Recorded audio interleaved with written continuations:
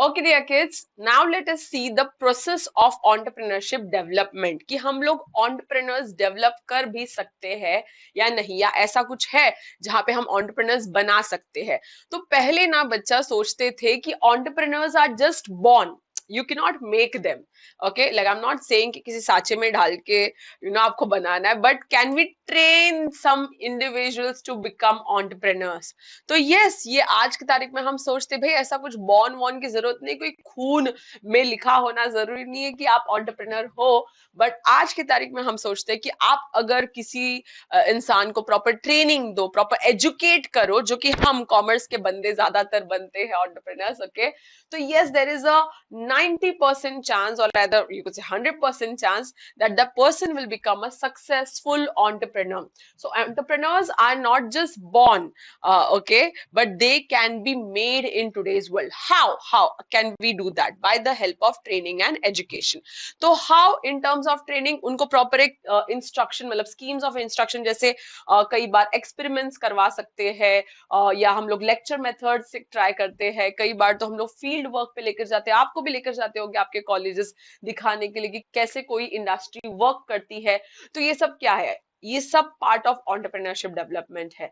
In fact, this very chapter in your 12th standard textbook itself is a knowledge that we are imparting you on entrepreneurship, right? तो इसीलिए government ने बहुत पहले से ही ये training and education का session चालू कर दिया है ना। इससे होगा क्या, आपका विजन एक ब्रॉडन होगा कि आपको सिर्फ और सिर्फ बिजनेसमैन या नौकरी की जरूरत नहीं, you can really become entrepreneurs in future.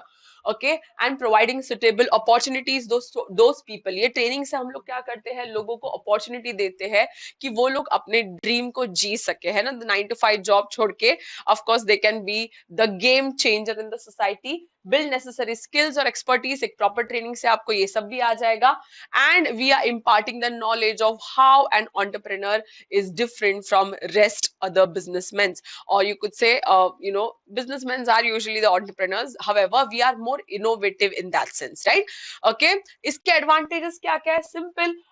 कोई अगर बंदा एंटरप्रेन्योर बनना भी चाहता है, स्टार्टिंग में विदाउट दिस ट्रेनिंग अगर वो ट्राई करेगा ना बच्चा, तो कई बार एरर्स होगा, वेस्टेज होगा, but because of training there won't be errors. Okay, improves overall efficiency matlab again less wastage and more of effective, yeah, you could say good output, we could say minimizing the industrial accidents नहीं होंगे जो कि बहुत harmful हो सकते हैं at a big stage if you go on in business, right? And then accept new technology and team spirit, बंदा changing world को एक्सेप्ट करने लग जाता है। ओके, और उसमें वो टीम स्पिरिट होती है कि नहीं भाई मैं तो करके दिखाऊंगा। So these are the advantages, right? अब इसी प्रोसेस ऑफ एंटरप्रेन्योरशिप डेवलपमेंट का प्रोग्राम भी बना हुआ है, जो कि पहली बार शुरू हुआ था गुजरात में 1970s by GIIC, that is Gujarat industrial investment corporation sponsorship. अब इनके जो भी इस प्रोग्राम के जो भी फीचर्स है, they were based on McClelland's experiments, okay, in Kakinada district of Andhra Pradesh. तो ये सब याद रखना क्यों है, क्योंकि हमें एमसीक्यूज भी आते हैं और इन लोगों के नाम वहीं पे छपते हैं। Okay, so do remember this names that we are talking about now. इस प्रोग्राम में क्या स्टेप्स लिए हैं एंटरप्रेन्योरशिप डेवलपमेंट के लिए? They arrange the infrastructure for you ना। अगर मैं एक बिजनेस करना चाहती हूँ और मुझे समझ में आ रहा है कि मेरे यहाँ पे इलेक्ट्रिसिटी नहीं है, पानी नहीं है, ये सारी चीजें मुझे एज अ बिजनेसमैन, ओके, और एज एन एंटरप्रेन्योर मेरे बिजनेस के लिए जरूरी है, मेरे काम के लिए जरूरी है, तो ठीक है, ये सारी चीजें गवर्नमेंट ट्राई करेगी आप लोगों के लिए अरेंज करने के लिए, so that it becomes a smooth function for you guys, right? ये लोग सेलेक्ट करते हैं पोटेंशियल एंटरप्रेन्योर्स इन सब में से और उनको आगे और मदद करते हैं, हैंड होल्डिंग करते हैं। दे आइडेंटिफाई द एंटरप्राइज मतलब कौन सा ऐसा बिजनेस है जहां पे आप अच्छे से फ्लरिश कर सकते हो, या कौन सा ऐसा आइडिया है जहां पे आपका 100% गोल अचीव हो सकता है। ओके, एक्चुअल ट्रेनिंग प्रोग्राम्स रखते हैं आपके लिए, so that you actually attend them and get some insights for your own business. Okay, selection of training personal, training people भी बहुत एक्सपीरियंस लोग होते हैं जिन्होंने बहुत सालों से ये सब चीजों में या एंटरप्रेन्योरशिप में बोल दो या बिजनेसेस में बहुत कुछ काम किया है, बहुत कुछ फील्ड वर्क किया है।